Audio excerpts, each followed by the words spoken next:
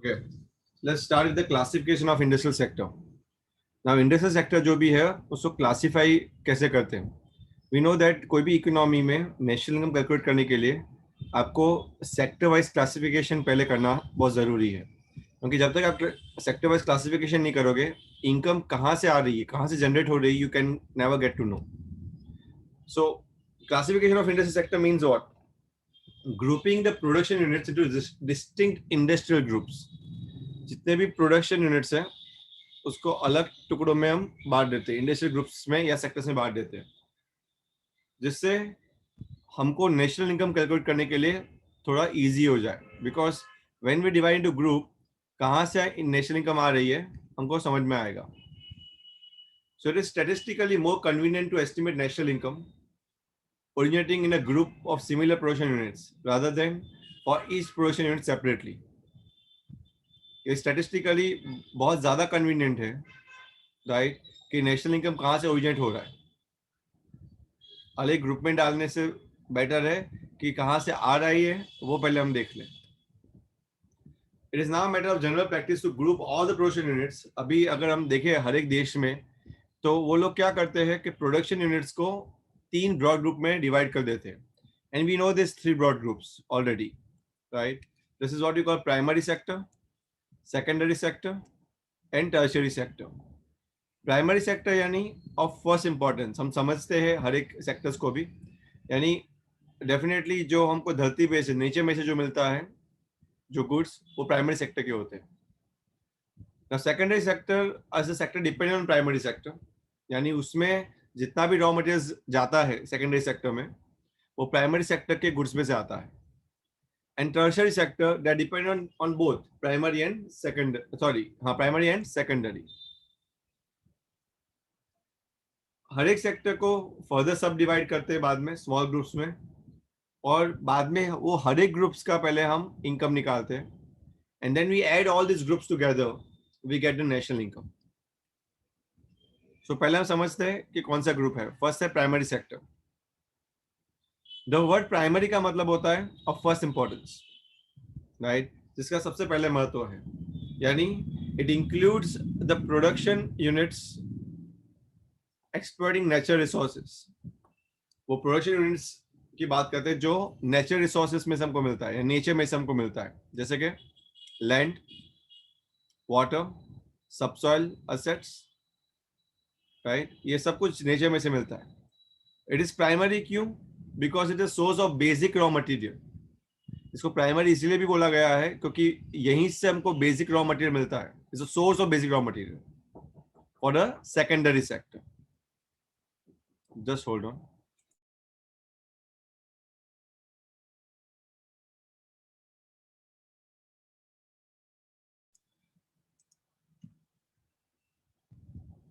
Right, example,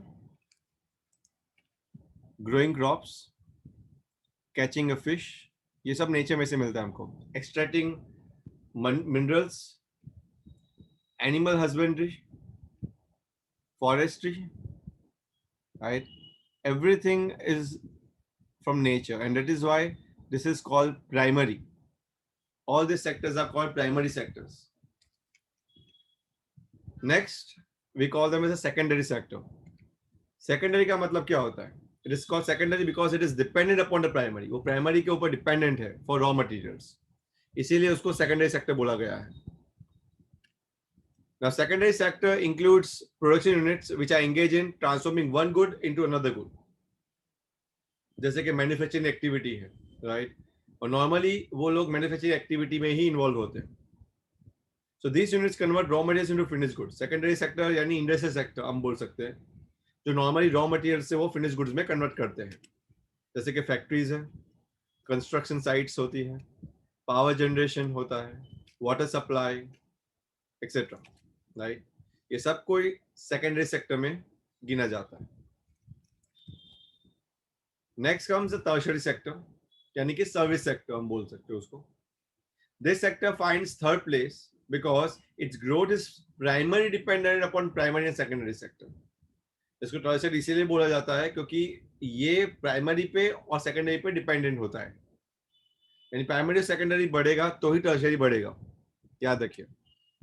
tertiary sector includes production units engage in producing services, वो ज्यादातर services producing करने में लगे हुए होते हैं। एग्जांपल ट्रांसपोर्ट है, ट्रेड है, एजुकेशन, होटल्स एंड रेस्टोरेंट्स है, फिनांस है, and government administration. This all sectors are service sectors, right, और या फिर उसको हम टर्शियरी सेक्टर भी बोल सकते हैं। नाउ हमने देखा कि पहले पूरी इकोनॉमी को 3 सेक्टर में डिवाइड कर दिया, और हर एक सेक्टर में हमने ये भी देखा कि देयर आर सब ग्रुप्स, राइट। हर एक में जैसे ट्रांसपोर्ट है तो ट्रांसपोर्ट में बहुत सारे सब ग्रुप्स है, एजुकेशन तो एजुकेशन में भी बहुत सारे सब ग्रुप्स है, और हर एक सब ग्रुप्स के पहले इनकम फाइंड करते हैं, उसके बाद सेक्टर वाइज इनकम फाइंड होती है, और उसके बाद नेशनल इनकम फाइंड होती है। सो it is on level, right. ऐसा नहीं कि एक टाइम में और वन शॉट में आप नेशनल इनकम फाइंड कर सकते हो, no, it is not like that, it takes time, ये समय लेता है। Now we need to understand also that there are many methods of calculating or measuring national income. So national income is a sum factor of factor incomes accruing to the resident country. जो भी factor income हमको मिलती है, factor income यानी land को rent, labour को wages, capital को interest और एंटरप्रेन्योर को प्रॉफिट, ये जो मिलती है from the participation in production activity both with in and outside domestic territory, यही है नेशनल इनकम। यानी डोमेस्टिक टेरिटरी में जो मिलेगी उसको डोमेस्टिक इनकम बोलेंगे, और बाहर से भी अगर हमको मिल जाएगी तो हम नेट नेशनल प्रोडक्ट बोलेंगे या नेशनल इनकम बोलेंगे eight factor cost. So national income की हम जब बात करते हैं, it includes the income from the domestic territory and also from outside the domestic territory. The circular flow of creation, distribution, spending, जैसे हमने देखा था 3 phases देखे थे हमने, right. Production, distribution and disposition, right. इसको हम प्रोडक्शन, इनकम और एक्सपेंडिचर भी बोलते हैं। ये ऑलवेज सर्कुलेट होती रहती है, साइमल्टेनियसली चलती रहती है, right, in an economy. And इसी से इनकम जनरेशन भी चलता रहता है। सो इनकम जनरेट होती है, राइट, क्रिएट होती है, डिस्ट्रीब्यूट होती है। ये ऐसा हम बोल सकते हैं कि ब्रह्मा विष्णु महेश की तरह है। ब्रह्म यानी प्रोडक्शन होना, विष्णु यानी पालन करते, इनकम जनरेट करते उसमें से, और खर्च करने का मतलब महेश यानी उसका विनाश होता है। And this 3 activities just go on and on and on, right? Each way of looking at national income suggests a different method of calculation. अगर हम मेथड्स को देखेंगे, अलग वेज में देखेंगे तीनों 3 फेजेस को, तो हमको एक मेथड मिलेगी। और इंडिया में सेंट्रल स्टैटिस्टिक ऑर्गेनाइजेशन CSO ये तीनों 3 मेथड से नेशनल इनकम को कैलकुलेट करते हैं, राइट। तीनों 3 मेथड ये 3 फेजेस में से बने हैं, और ये 3 मेथड का नाम है, इनकम से बनी है इनकम मेथड, प्रोडक्शन से बनी है प्रोडक्शन मेथड बोल सकते हैं, या फिर बोल सकते हैं वैल्यू एडेड मेथड, और एक्सपेंडिचर से एक्सपेंडिचर मेथड।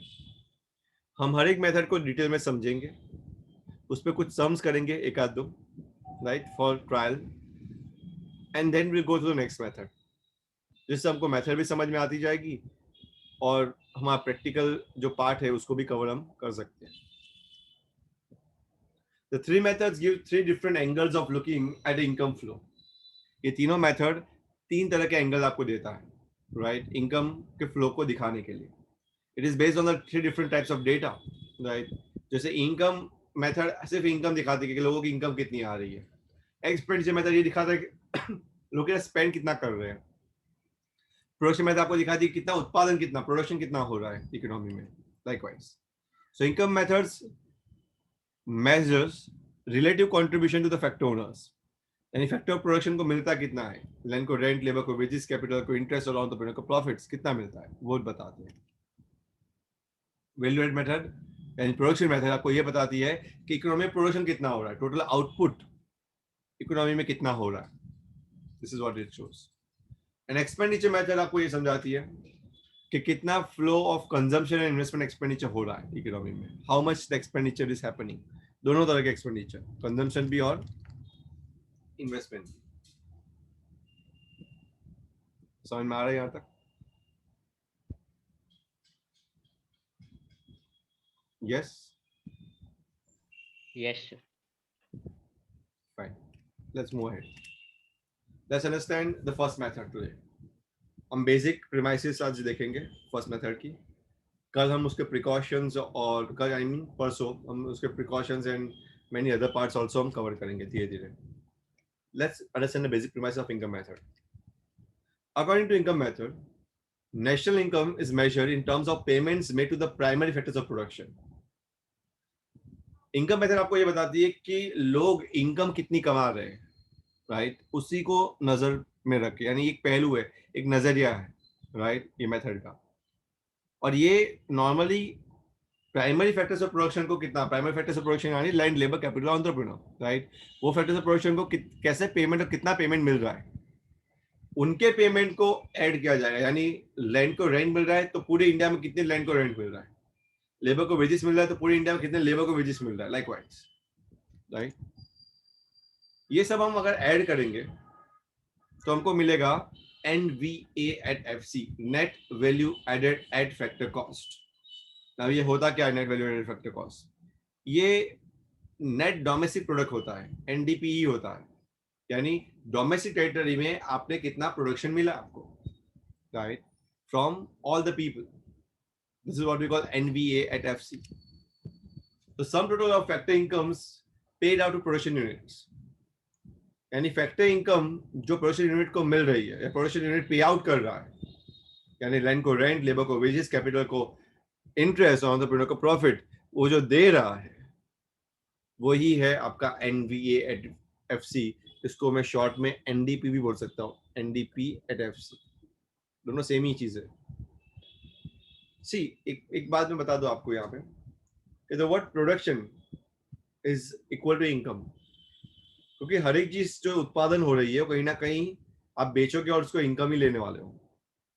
सो प्रोडक्शन आप खुद के लिए तो कर नहीं रहे हो, अगर खुद के लिए कर भी रहे हो तो भी उसकी इम्प्यूटेड वैल्यू आपको दिखानी पड़ेगी। That means that is somehow you are doing it for self consumption.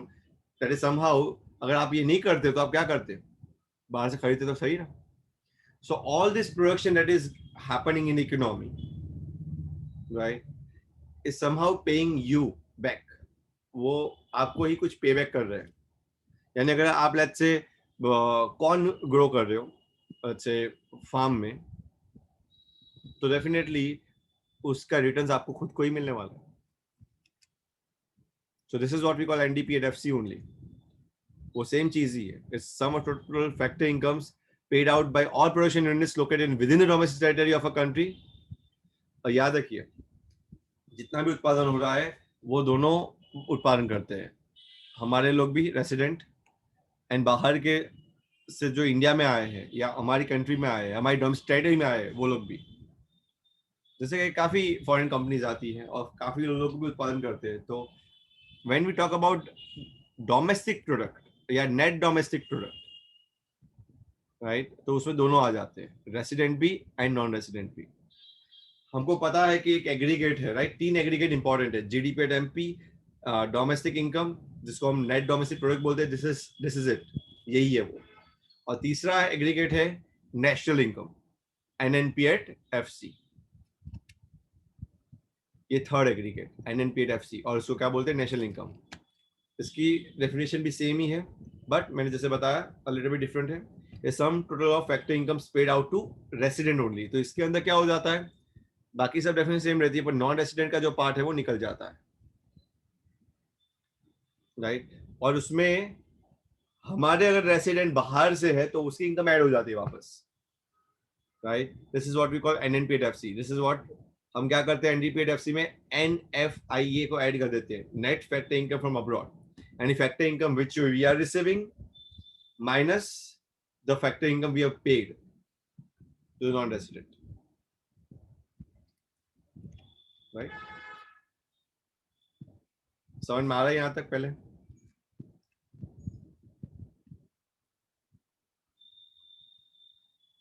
Yes, तो मैं आगे जाऊँ। हेलो विभूति, विनीत, कुशल, शुभ, जैनिश, हेतवी.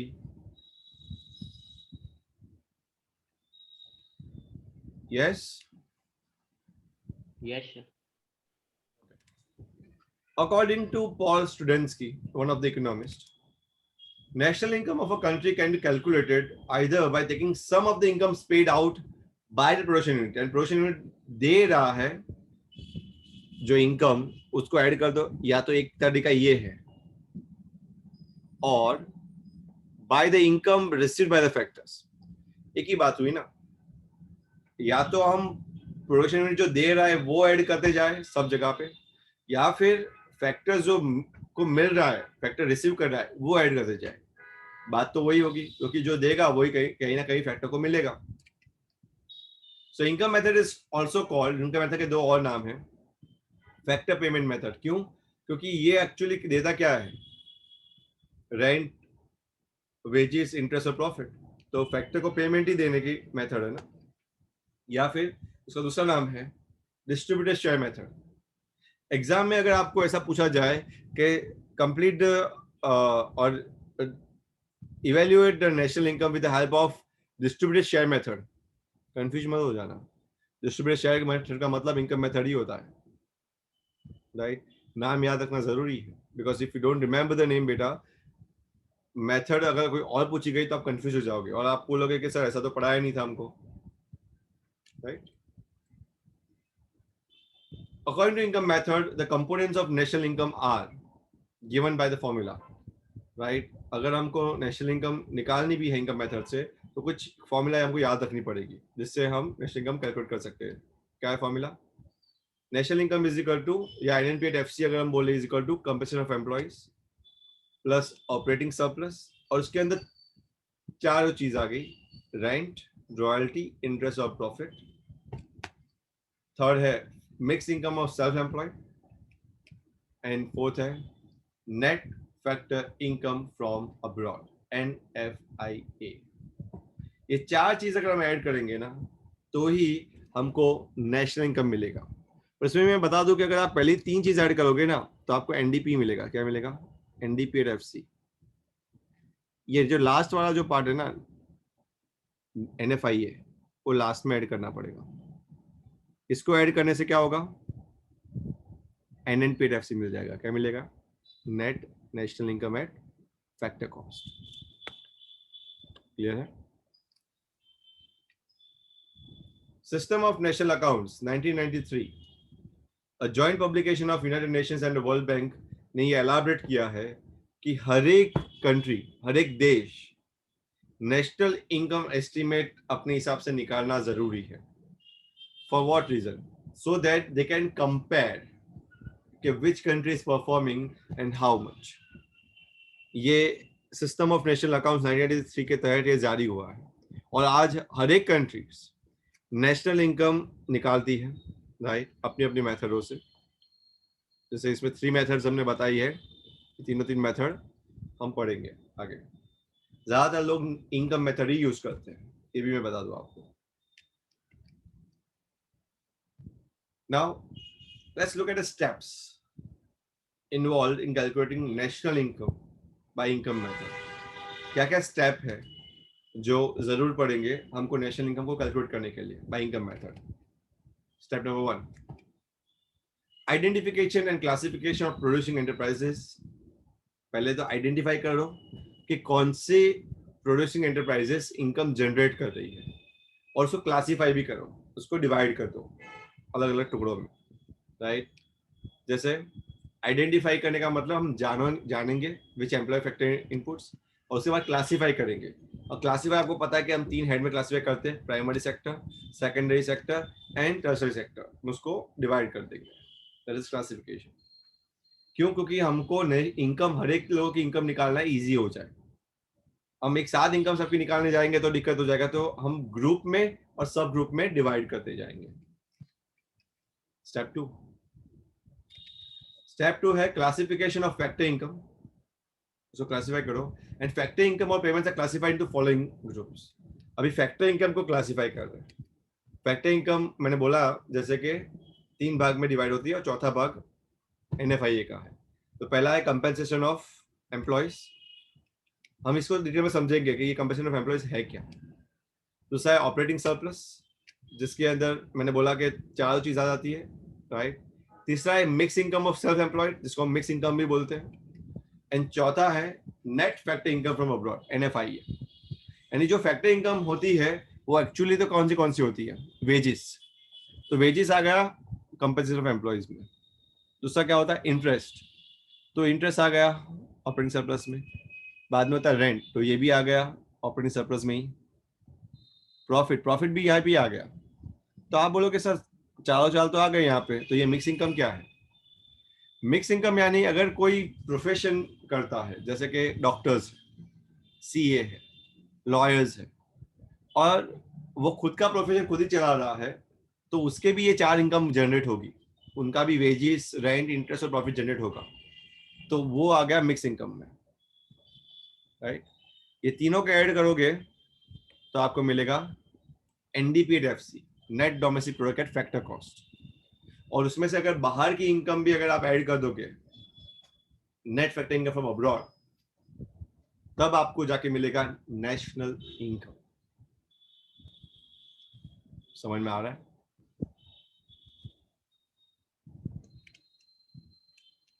यस।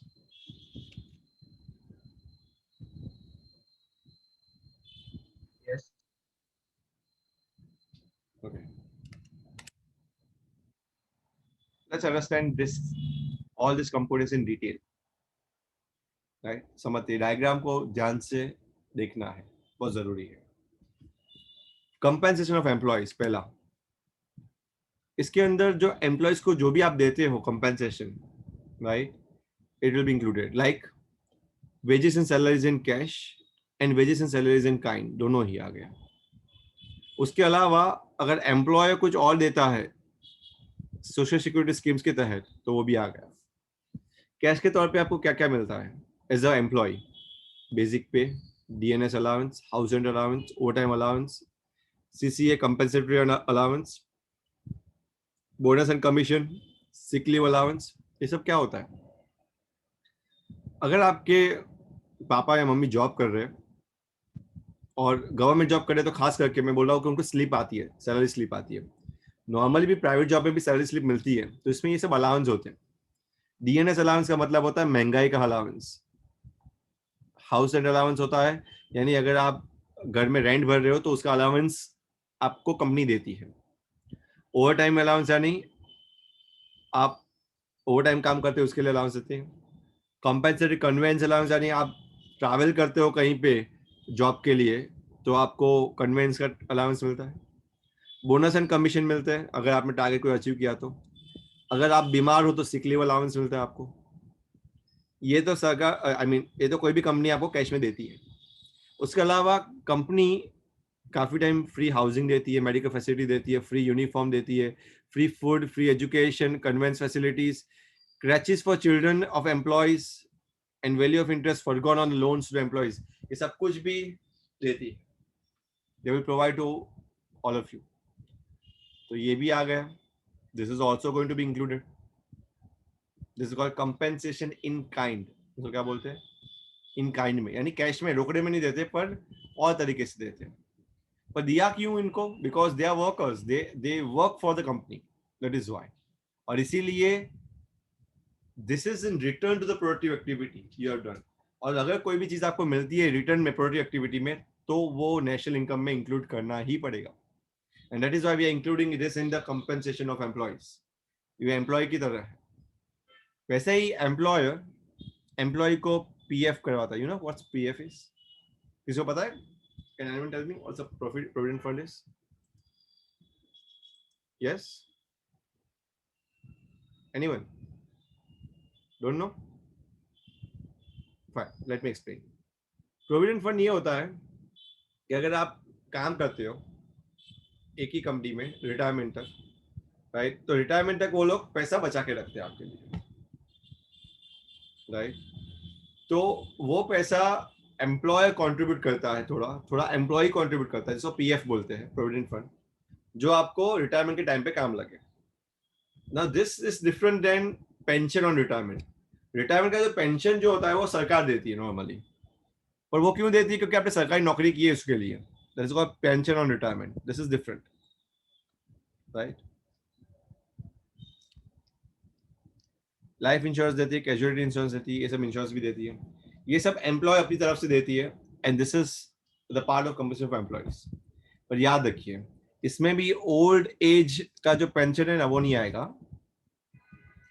क्योंकि ओल्ड एज का पेंशन क्यों मिलता है पता है आपको? Because you are old. अब बूढ़े हो इसीलिए आपको मिलेगा. वो सरकार देती है डायरेक्टली मुफ्त में. और हमको पता है जो मुफ्त में मिलता है उसको हम क्या बोलते हैं? Transfer payments. We never say factor payments. Factor payments are something which is done out of productive activity, right? तो पेंशन ऑन रिटायरमेंट क्यों आपको मिल रहा है? Because you have done some productive activity for the company, that is why. Old age pension आपको क्यों मिल रहा है? Just because you are old. आप बूढ़े हो, आपने काम किया कि नहीं किया पूरे साल, आई मीन पूरी जिंदगी, वी डोंट केयर. समझ में आ रहा? Yes, sir. Next, operating surplus. Operating surplus में चार चीज है: rent, interest, royalty and profit. याद रखना है, रेंट आपको पता है लैंड को मिलता है, इंटरेस्ट कैपिटल पे होता है, रॉयल्टी अगर आपने कोई कॉपीराइट लिया, कोई बुक पब्लिश की तो उसका रॉयल्टी आपको मिलता है, and fourth is profit. Profit के भी तीन हिस्से हैं. नॉर्मल इस क्वेश्चन में अगर प्रॉफिट दिया हो तो कोई दिक्कत नहीं है, पर अगर प्रॉफिट ना दिया हो तो तीन हिस्से को याद रखना है. जब भी कोई भी कंपनी प्रॉफिट कमाती है तो पहला हिस्सा वो दे देती है डिविडेंड के तौर पे शेयर होल्डर्स को, डिविडेंड दे देती है. दूसरा हिस्सा में वो भरती है टैक्सेस, और उसके बाद जो बचता है उसके पास, that is called undistributed profit, या फिर उसको बोलते हैं रिटेन अर्निंग्स, या फिर हम बोले सेविंग्स ऑफ दिस कंपनी. तो उसको तीन नाम से बोला जाता है, राइट? तो ये है तीसरा हिस्सा, अनडिस्ट्रीब्यूटेड प्रॉफिट. तो अगर क्वेश्चन में ये तीन हिस्से दिए गए हो ना आपको, डिविडेंड, कॉर्पोरेशन टैक्स और अनडिस्ट्रीब्यूटेड प्रॉफिट, उसका मतलब ये समझ लेना कि ये तीनों मिला के पूरा प्रॉफिट बनता है, right? So this is operating surplus. तीसरा है मिक्स इनकम और सेल्फ एम्प्लॉयड. यानी सेल्फ एम्प्लॉयड की भी चार तरह की इनकम हो सकती है. उनका भी वेजेस, उनका भी इंटरेस्ट, उनका भी रेंट और उनका भी प्रॉफिट हो सकता है. एंड एनएफआई, इससे तो आप भली बात ही जानते ही हो आप उसको, net factor income from abroad. हमने बहुत डिटेल में पढ़ा है. उसके अंदर तीन कंपोनेंट है. कौन से? Net compensation of employees, net property and entrepreneurship income, and net retained earnings of resident companies abroad. और उसमें भी कौन सा होता है? फैक्टर इनकम जो हमको मिलती है बाहर से माइनस फैक्टर इनकम हम जो देते हैं उसका नेट. क्लियर हो रहा है यहाँ तक?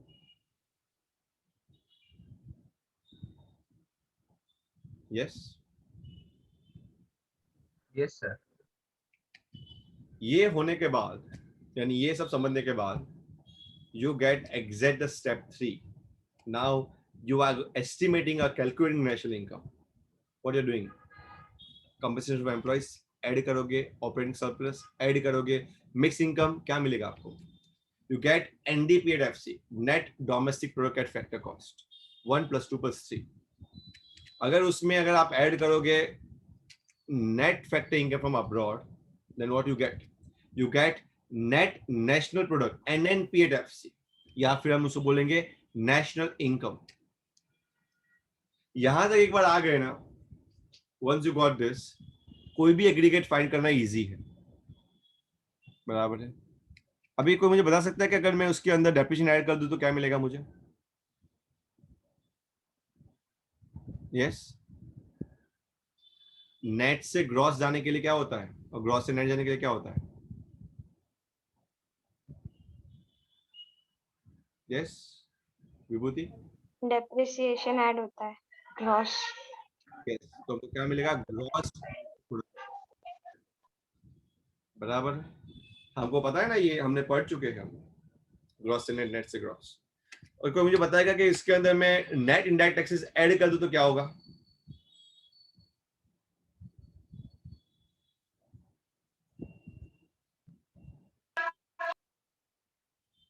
यस विभूति.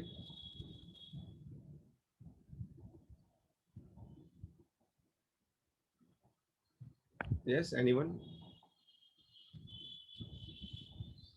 कुशल, विभूति, कोई भी?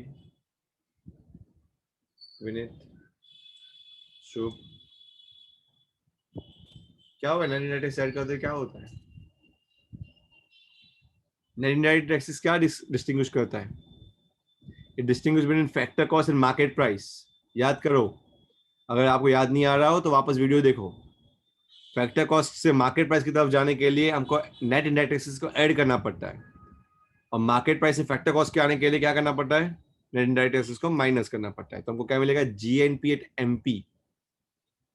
कहने का मतलब मेरा ये है कि once you get national income, या वंस यू गेट लेट्स से any one aggregate, you can move towards the next aggregate very easily if you know the difference between three things. ये तीन चीज का डिफरेंस अगर आपको पता हो, ग्रॉस से नेट और नेट से ग्रॉस के बीच में डेप्रिसिएशन का अंतर है. डोमेस्टिक से नेशनल, नेशनल से डोमेस्टिक के लिए एनएफआई है, net factor income from abroad का अंतर. और मार्केट प्राइस से फैक्टर कॉस्ट और फैक्टर कॉस्ट से मार्केट प्राइस के लिए आने के लिए आपको नेट इनडायरेक्ट टैक्सेस की जरूरत पड़ेगी. क्या हुआ Vibhuti? Is it okay? Yes, sir. Right, that's it. We are not going to understand the precautions today. Precautions हम बाद में देखेंगे, right? Not today. That's it for today.